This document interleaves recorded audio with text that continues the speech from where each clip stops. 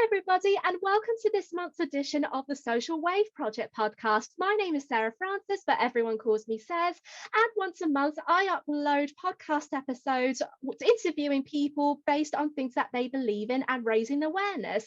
So in this month's podcast, we are joined by an amazing person from a very amazing organization. And even though I've never heard it before, I know they are doing amazing things at the moment. And surprisingly, this interview has been highly requested. So we're going to hand over to my guest for this month, Dr. D. Elizabeth Kilmer. Is that how you pronounce it, right, Elizabeth? Yeah, so my name is Dr. Elizabeth Kilmer. I am a clinical psychologist located in the Seattle, Washington area in the United States. And I work with Game to Grow, which is a nonprofit organization that believes in the use of games of all kinds for community, educational, and individual growth. Oh, brilliant. Because I know that I have been following your work really. And I know that Adam Davis, who is, I would say he was the founder of Game to Grow. Yeah, so we have two founders. So Adam Davis and Adam Johns, the Adams, are the founder of Game to Grow. They were working together as part of a like a private practice, doing work for using tabletop role-playing games in therapy for a while. And then they wanted to make sure that more people had access to this work, that they were able to reach more individuals. And the best way that they found they were able to do that was through forming a nonprofit. So that's where Game to Grow came about. And that's like a really incredible to have that, because there have been so many interest in role playing games recently. I know for one, I know a few people who are doing it already, and then I've got a few people who are very interested at the moment, just because it keeps popping about my social media. But when I found a Game to Grow, I just really couldn't believe with all the work they do. And I know that in the interview, we would definitely like to know more about it. And Adam's been very generous, really, to like organize the whole interview, really. Oh, absolutely. The both Adams are amazing and super friendly. And again, their goal was very much to get to kind of spread this word and the kind of education and training around using tabletop role-playing games and other games like Magic the Gathering for therapeutic purposes. For real. So I will go jumping into the questions because I know that the person who requested to do this video has helped me actually write these questions. I really want to say this person's name, but he's decided to remain anonymous at the moment. But yeah, so we did like this questions together. So it's basically teamwork. And I think what we had to write and discuss about is that we were interested about how Game to Grow supports mainly for people who have autism and various special needs, but mostly autism, because that's where Game to Grow targets at, doesn't it? Yeah, so Game to Grow, and we can talk about this a little bit more, has developed kind of Critical Core, which is kind of a gaming system that is based off of D&D's kind of 5th edition rules to help kind of primarily help individuals with autism in supporting kind of development of social skills and social flourishing is what we talk about. So like really helping support kind of confidence, helping support positive interactions with other people so that people feel more comfortable advocating for their needs, being able to engage in genuine, real relationships with other people, which is something that a lot of individuals struggle with, not just individuals with autism.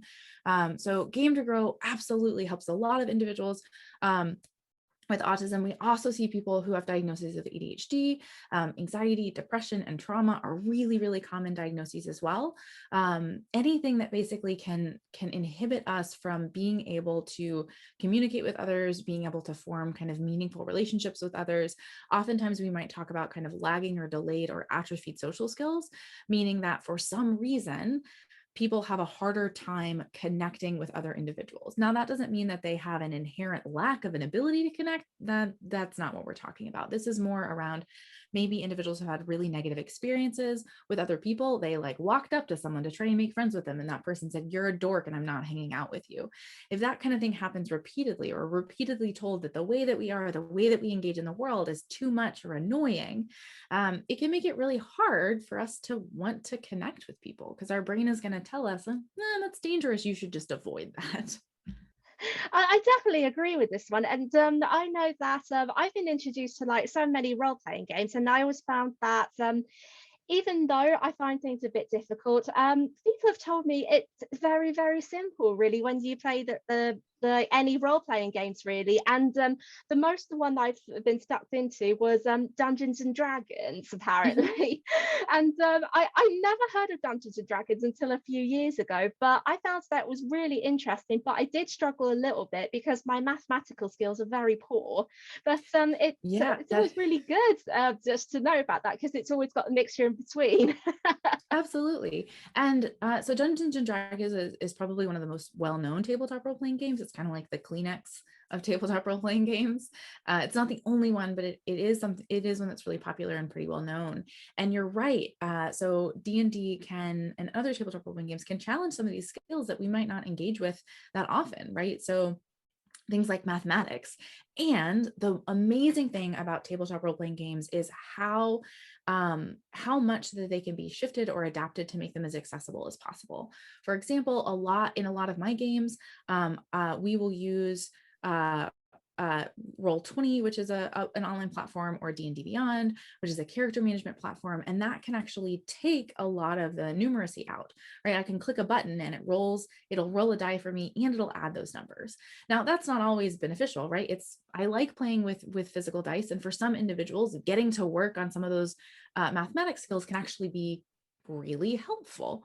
But if that's something that's keeping you from getting in the game because you're like, well, I'm not good at math, um, you don't need to be good at math to play. You don't need to be good at character voices. You don't need to be someone who considers themselves creative to be able to engage in this game. You don't have to dress up.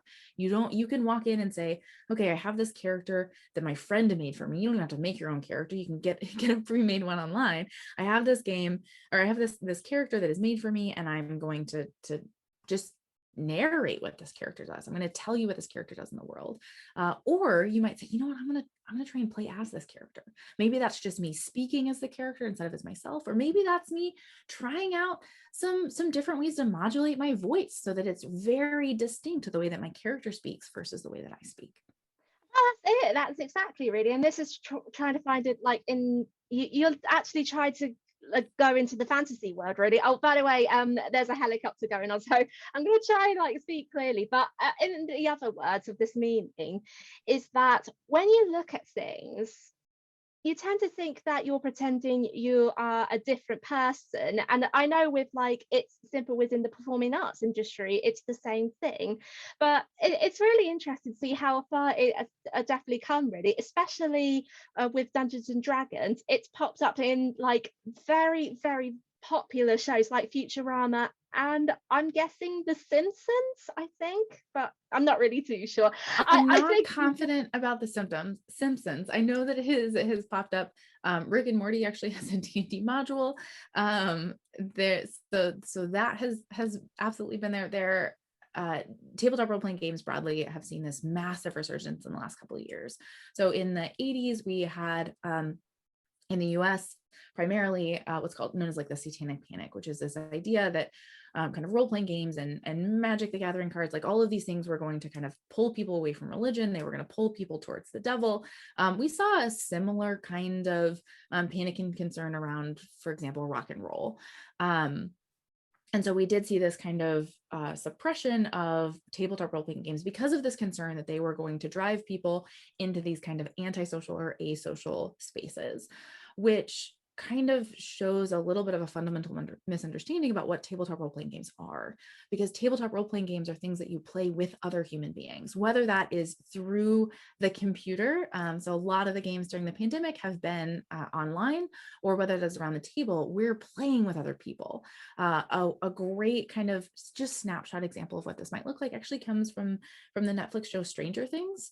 You've got this great group of friends that are playing D&D together, and you can see, obviously, Stranger Things takes elements of what might be coming from D&D and makes it big and massive, but this is a group of friends that are engaging in this imaginative collaborative storytelling game together, right? They're not this is part of how their friendship builds. This is part of how they start to grow and understand each other more, and how they connect as people. This is not individuals who are engaged in solitary activities such as playing a one-player video game or reading a book.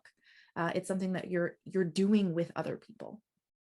Oh yeah, definitely. It's definitely great to see in the media and then in the environmental setting as well, especially during the tough times really with COVID, with when it comes to social distancing and all of that. But Mhm. yeah, I think we've missed out on the questions, so I think we might move on to the questions. And Absolutely. I know that we talked a little bit about it because I know you that you said you were involved in Game to Grow, but I don't know if you mentioned it earlier. But you know me, I tend to forget things. So, what is your involvement for Game to Grow? I Oh, that know. is a great question. So I am our director of education and training with Game to Grow. So I run some groups as well. So I have actually had the opportunity to run tabletop role playing games used therapeutically with ages 8 through 86. So obviously the 8-year-old and the 86-year-old are not in the same group, but I have run a lot of groups. So I've run a fair amount of groups at Game to Grow. I've also run groups with military veterans, with in community mental health centers, with individuals who've experienced childhood trauma, as well as in private practice. I'm actually one of the developers of the Game to Grow method of therapeutically applied role-playing games, and I head up our training program. So we have a comprehensive training program in therapeutic applied role-playing games, or TRPGs, for educators, for mental health professionals, as well as for community members. So a lot of my job is getting to train people in our model. If you know a lot about tabletop RPGs and you know a lot about therapy and group therapy, then there's no reason that you can't necessarily run TRPG games. And our model and our method is very much designed to help people get on kind of this starting place to continue to expand and grow the field beyond that. So it's a great place for people to really get comfortable and understanding of kind of the ways in which we have merged these established therapeutic practices with tabletop role-playing games. Definitely. And I know it was like further down, but I wanted to jump onto the next question. And Mhm. because I know you've mentioned about like different groups and all of that, but how would you say, and this is especially during the pandemic as well, how do you think playing games helps people who have had learning difficulties or special needs, as well as autism, or might normally find socializing hard under normal It's circumstances? a great question. And there's a couple of different things. So I think in the pandemic, a lot of our games are online. And I will say I'm a pretty social person. I definitely describe myself as an extrovert. And so the pandemic and the kind of lockdowns have been kind of challenging. And I will say D&D has translated better to online than like most other activities. Um, in part because of the kind of structure in the game. And this is one of the reasons why tabletop RPGs specifically can be really helpful for individuals who may have a harder time engaging in kind of casual conversation with people or engaging in ambiguous social situations. Tabletop RPGs like D&D create this framework for communication and this framework for engaging. So oftentimes if we are meeting up at a pub or we are meeting up at a coffee shop, there are these kind of like social expectations of how we're supposed to act, but there's a lot of ambiguity about who goes first and how long you're supposed to talk versus how long the other person is supposed to talk versus what topics you're supposed to be talking about. There's a lot of focus on kind of nonverbal communication and also being able to pay attention to the environment that's happening around you. That's a lot that can be really, really overwhelming, especially if you're an individual who might also have some sensory needs or sensory challenges that are going on top of that. So if we take everything online, right, I now have a lot more control over my environment. I can control the volume that you are coming through my speakers. I can have fidgets if I need them. I can stim in a way that is not necessarily going to be noticeable for you. I can turn my camera on and off. I don't have to make eye contact with you. I can make eye contact with a robot that is my webcam. So that control of the environment for online communication already can provide a whole lot of supports. Now, if we're talking about tabletop role-playing games, we're taking out a lot of the ambiguity of just a kind of casual social meetup or like talking by the water cooler at work, because I understand that I'm playing as a character. We are all playing as this character we're all on the same side. This is a collaborative game. My game master, my dungeon master, is controlling the world, but they also have kind of a set of expectations and rules. When we are engaged in combat, we're probably going to be taking turns. That's going to be really clear. When I'm in combat, I have an understanding of what I can do because there's a list on my character sheet, but I also can come up with really creative out of the box thinking. So there's more flexibility than there would be in a video game, because if I have to, if I run into this giant monster, I can try and fight it. I can try and negotiate with it. I can try and talk to it. I can try and sneak around it. I can try and like tunnel under it. So there's tons of options that I can come up with. So it's this really nice interplay of providing enough structure that every run around the table has a better understanding of what's going on and what's supposed to be happening, with this underlying expectation that we're all on the same team, we're all on the same side, and we're moving forward together. So it can reduce some of the ambiguity, as well as provide some supports for us then to be able to engage in this really fun and creative space. Oh, yes, Additionally, oh, sorry, go on. yeah. Additionally, since a lot of the engagement is happening in this fantasy space, sometimes when I maybe made a mistake and I didn't understand what was happening, or I misread social cues, a lot of that can be played through my character, which does not mean that I'm just like I'm not taking accountability for my actions. But if my character makes a misstep, that often creates a little bit more space between me and my character. And so I'm able to say, oh, my character did not understand that the rest of the party was really mad at them. But because that was my character and not me, I'm probably going to be a little bit less distressed by that. And so I'm going to be able to engage that kind of logical and rational part of my brain that turns off in every human when we're distressed, and be able to try and repair or shift or move forward or learn from that experience. Yes, definitely. Because by the way you said that, Elizabeth, it made me think of like the first ever game I played, which wasn't Dungeons and Dragons, but it was Pathfinder. Mm-hmm. And with Pathfinder, I had to make up like this character who was half elfling, half person. And I remember thinking that I was pretending to be that person, but it was really funny to think about it because not only I had to make the character sound different, I had to make her story quite different as well. And I could always remember that the very first session that I did, I somehow in the middle of nowhere, I found out that I had to like got to do something with the character. So I ended up doing a very deep voice, even though she's a girl, to just say like hello. But it was actually quite fun as well to actually play in a group, really. And I know Mm-hmm. that sometimes from what the experience was, some groups are like limited about like to 5 to 6 people, but then Mm-hmm. also it depends on the environmental setting, because in the UK, there's this cafe called the D20 Cafe that is in Watford in Hertfordshire, and Mm-hmm. it's got a very brilliant environmental setting because even though it's a games cafe, they run like Dungeons and Dragons sessions, I think every Thursday, and it's amazing to see that most role-playing game stuff is open to anyone everywhere, really. But it's always like a shame that I wouldn't say it was like not very well known, but I think role-playing games, they're underestimated, are they? Is that the right word? Underestimated? Yeah, I'll go with that.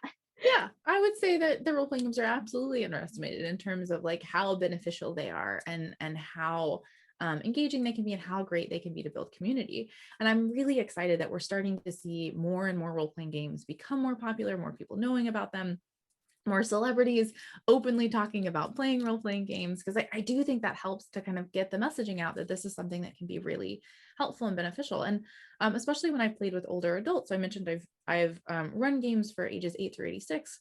A lot of the older adults that I've played with have had very limited to no experience with kind of fantasy or with games, which is not inherent of every older adult ever. But being able to have this space where you can join, and you don't necessarily have to have read a bunch of books or seen a bunch of movies. You don't have to play D&D. You don't have to read the whole rule book. Depending on your game master, many game masters can have someone who's never played before, hand them a character sheet, and have them playing within 10 minutes. That's again not going to be every game master, not going to be every table, but that the kind of I think one of the big barriers we can see to people playing role-playing games is this like, oh, I have to know all of this stuff and I have to have all this equipment. And that's not necessarily true. A lot of game stores will have this opportunity where anybody can come in, and they'll have kind of nights for beginners where you can come in, you're handed a character sheet, and you get to just experience what the game could be like for you to get a little bit of experience playing. Oh yeah, definitely. And funny you should mention about celebrities, because the next question, and that there was a actual celebrity, but I really couldn't pronounce his name right. But I'm gonna try to, because I know that there are so many celebrities that I don't know, but the other person does. So with celebrities like Joe Manganiello, I think I got it, Joe Manganiello, and YouTube shows like Critical Role bringing tabletop gaming to the mainstream, how would you say this has affected game to grow? So I would say that celebrities playing tabletop role-playing games broadly is a good thing. And I'm not going to speak to every single celebrity, and I will be honest, I don't watch a lot of celebrities play D&D. I play a lot of D&D for my work, so it doesn't. When I'm doing it in my free time, I'm usually playing it for myself.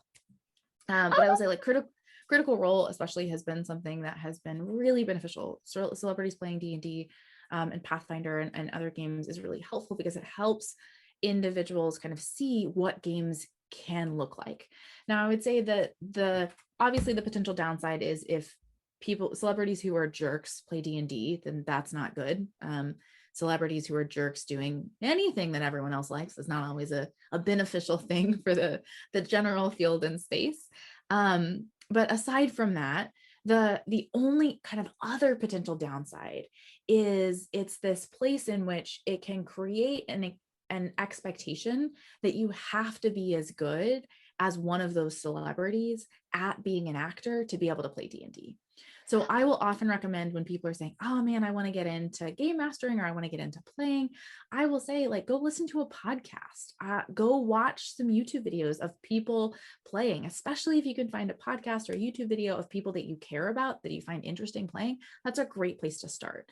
I learned how, like, a lot before I started playing D&D with my friends. I listened to the Acting podcast, and it was awesome, and I learned a lot about it. It was really great. And I'm not a professional actor. I am pretty good, and I'm pretty creative, and I am fun, and I have a ton of fun in my games, but I'm not a professional actor. And so I'm not going to have a D&D experience that looks exactly like that podcast or looks exactly like that YouTube video. The other piece is it's really important to think about who your audience is. So when I am playing D&D on a stream, when I'm playing D&D for a podcast, so especially thinking about things like Critical Role, when they're playing D&D, they absolutely care about having a good time, but they're also very aware that they are performing for an audience.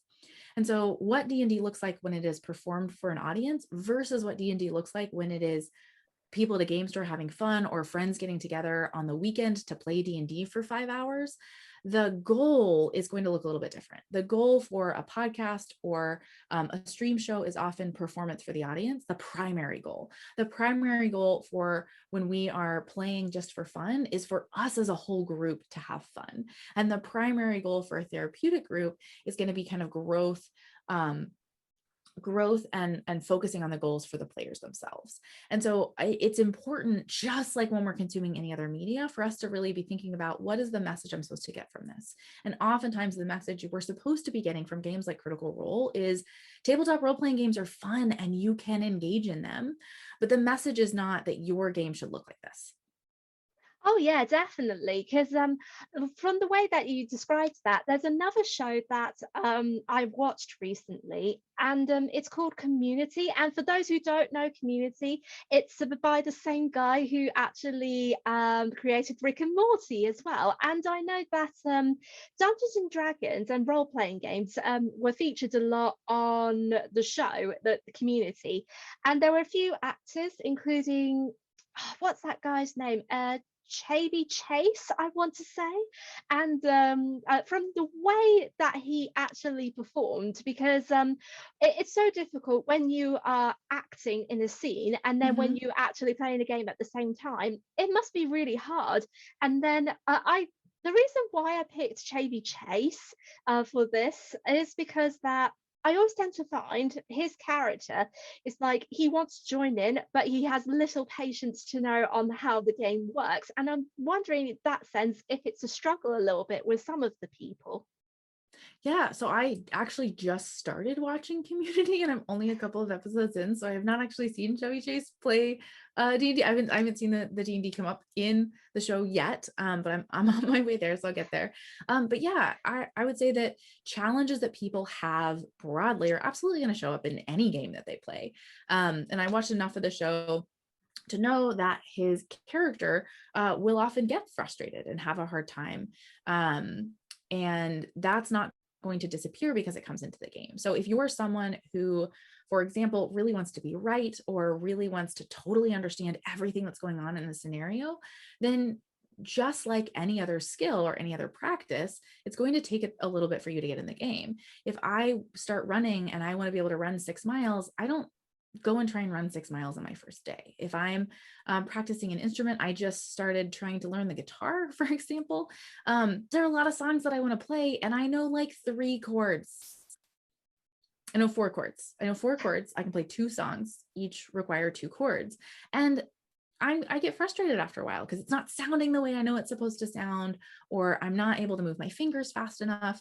And that's a normal part of that learning process, right? That frustration is telling me I care about this and I need to keep working on it. So it can be a problem if that frustration turns into, oh, I'm a useless person, I should just never try and play the guitar, right? That would be problematic if that's kind of where my brain went. I'd want to touch base with those thoughts and work on that. Yeah, people are absolutely, there are absolutely people who will get frustrated, who have some of those challenges, in part because that's what they're experiencing in real life.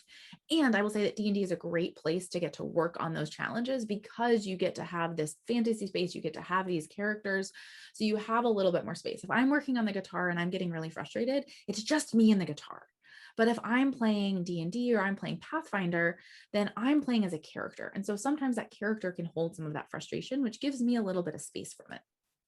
Oh yeah, definitely. I couldn't really agree more. And then I was wondering, and this was part of one of the questions I written, because I know, like you said before, Elizabeth, there were so many people who joined in the group, but I am very curious to know, is there any successful story, no, is there any successful story you would like to share? Yeah. So I have a bunch of stories. But I will talk about a story that has happened to one of my groups recently. So I had a player who so this is a therapeutically applied group. This is specifically a therapeutic social skills group. So this is a group that had like 10 to 12-year-olds in it. And sometimes participants will come in and they will have specific goals like, hey, I really want to work on making friends, or I really want to work on communicating better, or I really want to work on impulsivity. And sometimes players will come in and they just want to play the game. They're not really sure what their goals are. And that's also totally fine.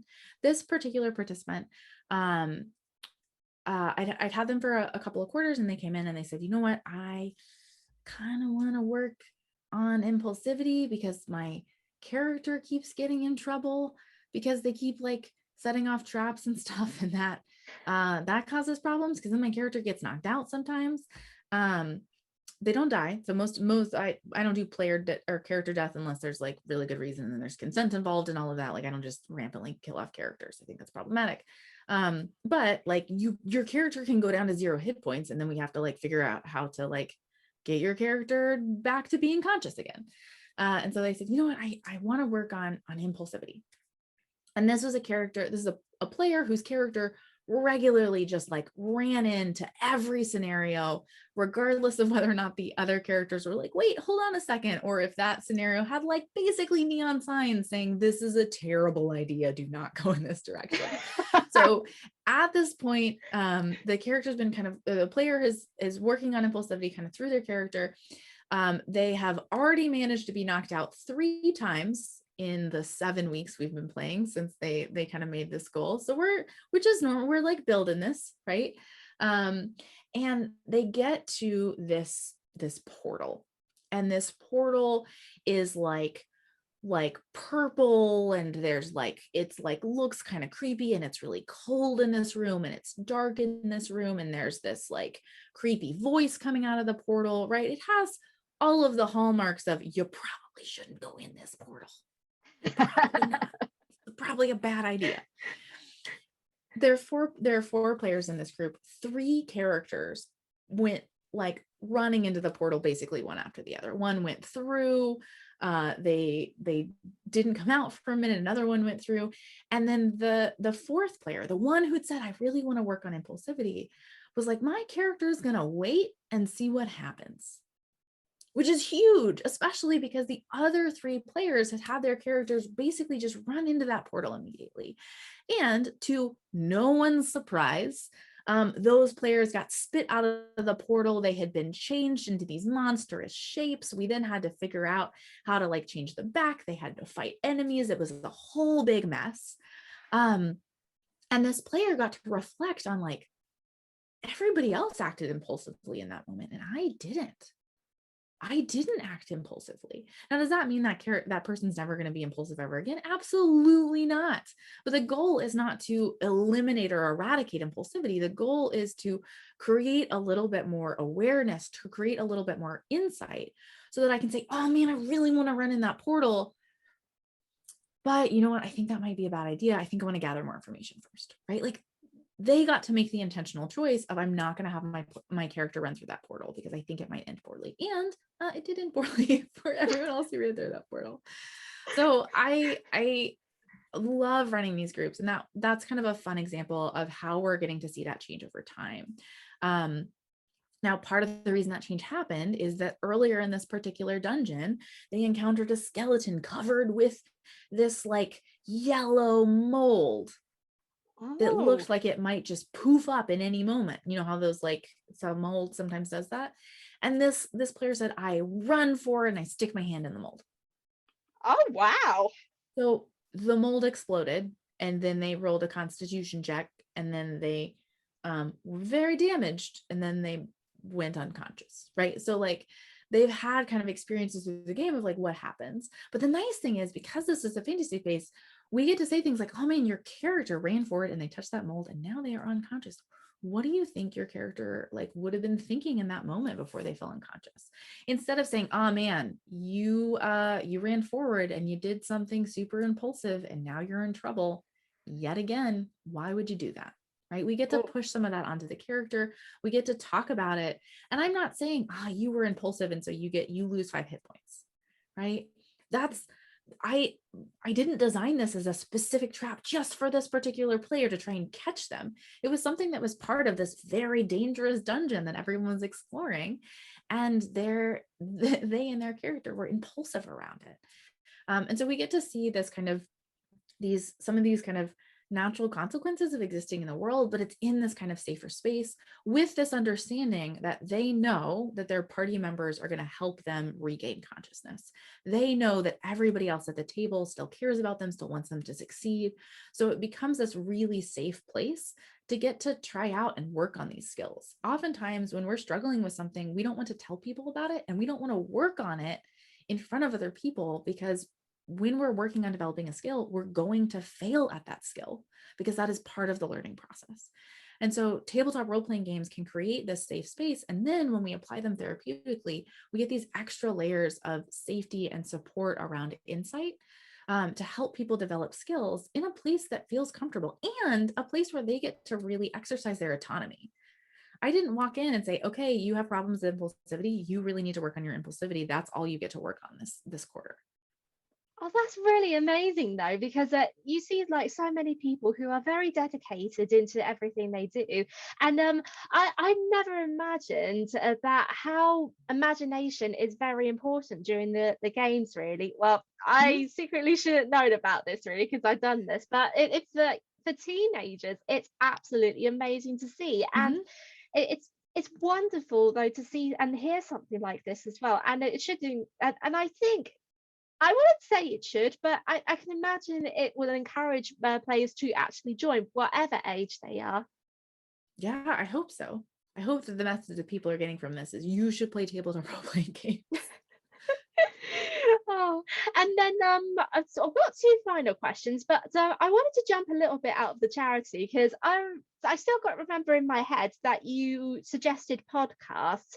Which podcasts would you recommend listening to for anyone who's new to role-playing games? That is a great question. I really need to listen to more D&D podcasts, to be totally honest.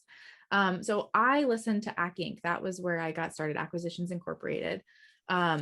Like started at the very beginning. That was several years ago. So that was one that I personally really enjoyed. I have this Psychology in Seattle podcast. Adam Davis and Adam Johns are actually on that podcast. They have some episodes where they're playing D&D. So I'd absolutely recommend that podcast as well. In terms of podcasts that I've heard good things about, but I can't personally endorse, Bard and Barbarian is one I've heard great things about. And Not Another D&D Podcast is another one I've heard great things about. There are tons of D&D podcasts, tons of D&D shows. I would highly recommend, if you have content creators that you really enjoy, you really like following, I would recommend looking into that. It's also important, depending on like who you are and who's listening to this, different D&D podcasts are going to have different ratings in terms of like how appropriate they are for children. So I would always make sure that you check kind of the content warnings around that. But more podcasts and stuff are coming up every day. My partner, who is our director of counseling services at Game to Grow, recently At Everyone podcast did a kind of short introduction to D&D where they just played through one adventure, which was something that was really fun. I really enjoyed it. But I would look out at kind of your favorite content creators or some of your favorite podcasters and see if they have any kind of D&D related content or Pathfinder related content that they've played and enjoyed. Oh, I know there were a few people who follow podcasts already, and I wish I could name all of them, but I cannot remember what's from the top of my head, really. But like you said before, Elizabeth, there are so many just to check out and just to listen to whenever it's possible. And then we're going to jump on board to one final question. Mm-hmm. And looking into the future, what are your and Game to Grow's goals for the near future? That is a great question. So our goals for the near future, currently we serve about 150 individuals every week in TRPG games. That is both adolescents and adults. And we actually have expanded a lot of our services worldwide because we have shifted online for COVID. We will go back to doing some in person, but we will continue to have online access. So continue to see that. Critical Core has just been released, which I kind of mentioned briefly before, is a like a kind of a starter kit for therapeutic role-playing games for parents, educators, and therapists. A huge thing that we're working on is really expanding our training program. So we have the ability to offer CEs for the American Psychological Association. So they've approved our organization. We maintain responsibility for everything that is within that program, within that content. So we can, that means we can offer CEs for psychologists as well as other mental health professionals. So we have we're working on continuing to expand that training program. So we have a certification track for mental health professionals. We have multiple trainings for educators and community members. We actually just rolled out the ability to attend that level 1 training for mental health professionals online. So previously we were only offering that live. We still are offering that live. There's one in September, but we had a lot of individuals who were in the UK or were in Australia or in Southeast Asia. And so they were like waking up at horrible times in the morning or staying up until super late at night. So we went ahead and put the first level. There's 3 levels of training. So the other 2 are much more interactive, and we're currently still only offering those live. But if you're interested in getting started, then those are great places to get started. I also want to just plug our newsletter because we send out emails like once or twice a month. It's really just updates. So that's a great place to like kind of continue to know about both those big trainings that we offer, as well as kind of smaller one-shot kinds of trainings. Oh, that's really fantastic. So it sounds like the Games to Grow's future is definitely looking at a positive direction, and it's so amazing to see what they're going to plan to offer now. And I know the 2 Adams are really working hard about this, as well as you, Elizabeth. And it's really amazing just to see how development is going on. And I think this is what we really need in the near future, really, no matter wherever you are in the world as well, because I don't know really, but my mind is kind of like thinking, people might want to interact a bit more, whether it's online and offline, because of COVID. It's that the people just had like less opportunities to do that, and they feel like they want to Absolutely. do more really since the whole of lockdowns happened. Absolutely. And I will say that it can also just be hard to make friends for anyone, right? When you're not in school, when you're not physically in an office, or maybe you're in an office with people that you don't particularly like, it can be really hard sometimes to make friends. We often focus on making friends in childhood, but it can be hard to make friends as an adult. And D&D is a great place where you can really get to know people without necessarily having to be just like super vulnerable and share your whole story, or just get stuck on that like small talk that so many people find so frustrating. This is a way in which you can engage in a shared activity with other people and really get to know them, which can help build those friendships. And you don't have to become friends with the people you play D&D with, just like you don't have to become friends with the people you work with, but it can be a great place to get to know people, to get to explore some of those pieces without necessarily just focusing on that like weather and politics and world events kind of small talk. Oh, I know like the feeling really, because everyone needs an escapism really, and it's just like what everyone needs right now really. But Game to Grow is definitely doing something amazing with this, and it's definitely something just to look out for, especially like you said, in September, Elizabeth, because funny enough, this episode is up right now, which is September, so it's Oh, actually awesome. so it's really wonderful to see that how the developments are really going, and I'm keeping my double fingers crossed for you to see how everything goes in the future. And that's all we have time for the episode. Elizabeth, thank you so much for coming on today, and I Thank you wish so much you, for having me. oh, you're welcome. It's definitely always been a pleasure. And I wish you and Adams, the two Adams, the best of luck for the near future with Game to Grow. And if you would like to know more information about Game to Grow, I will leave a link to the website in the description box down below. And Elizabeth, do you have any recommendations for links? Because I think you said before we started recording earlier that was the case. Yeah, so I will absolutely provide some links that you can add in the description box below. But gametogrow.org is where you are going to find all of our stuff. I think our website is relatively well organized. If you disagree, let me know.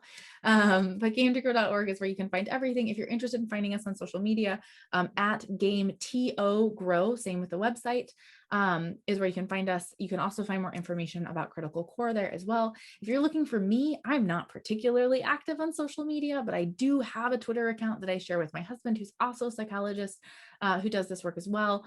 So that's at Doctors Kilmer, doctors spelled out. Kilmer is Kilmer. And I will respond to people. I just am not particularly active. Oh, But Game to oh, Grow is really the best place to find us. oh yeah, because sometimes social media, it can be like quite tricky, really. But it's absolutely amazing what you do, and I wish you very luck for the best future of that, Elizabeth. And until then, guys, thank you so much for coming on to listen today, and I will be back next month for another episode. Take care of yourselves. Bye.